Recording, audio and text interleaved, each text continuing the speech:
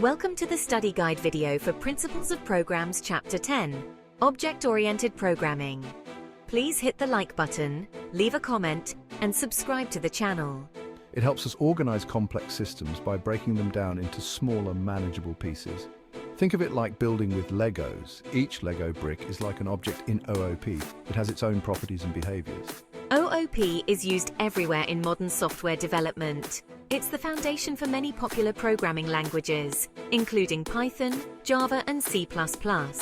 Why is OOP so popular? It makes code more reusable, modular, and easier to maintain. Imagine you're building a video game. You could write thousands of lines of code to create every character, enemy, and item. This approach would quickly become messy and difficult to manage. OOP provides a better way. Instead of writing code for each individual element, we can create classes that define the blueprints for different types of objects. For example, we could have a character class that defines the properties and behaviors of all characters in our game. In object-oriented programming, a class is like a blueprint or a template.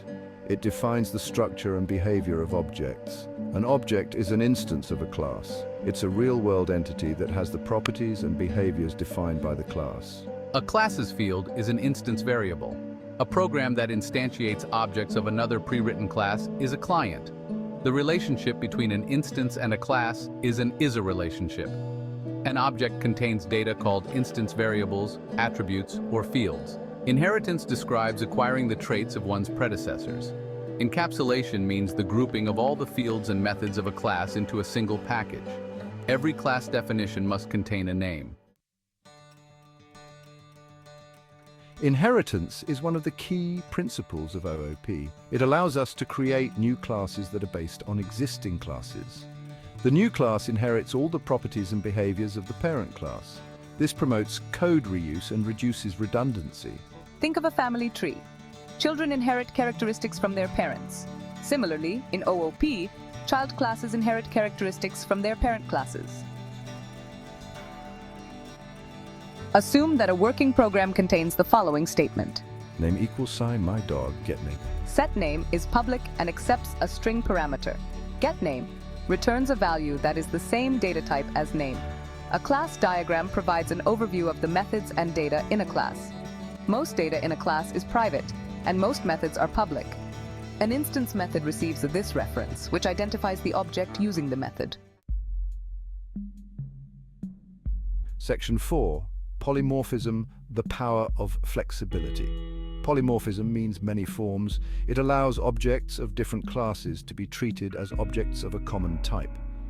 This is a powerful concept that allows us to write more flexible and adaptable code. Think of a light switch.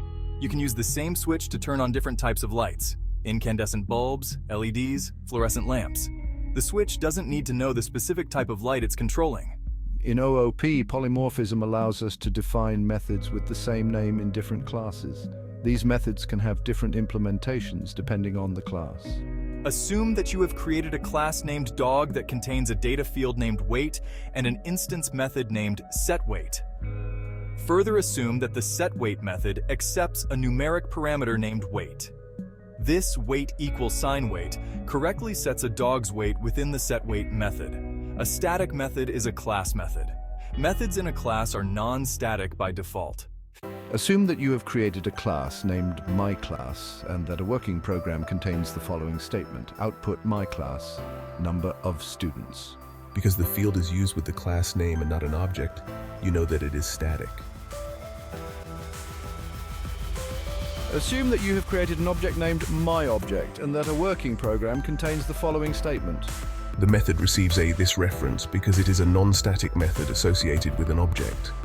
Assume that you have created a class that contains a private field named myField and a non-static public method named myMethod. MyMethod has access to myField and can use it. Section 6. Conclusion. Object-oriented programming enduring impact on software development. An object can be stored in an array, passed to a method, and returned from a method. Please like, subscribe, and hit the notification bell. To see more videos like this, please click in the rectangle in the middle of your screen. To see other videos from this channel, please click the circle on the bottom right. As we continue to develop increasingly sophisticated software, object-oriented programming will remain an essential tool in our arsenal.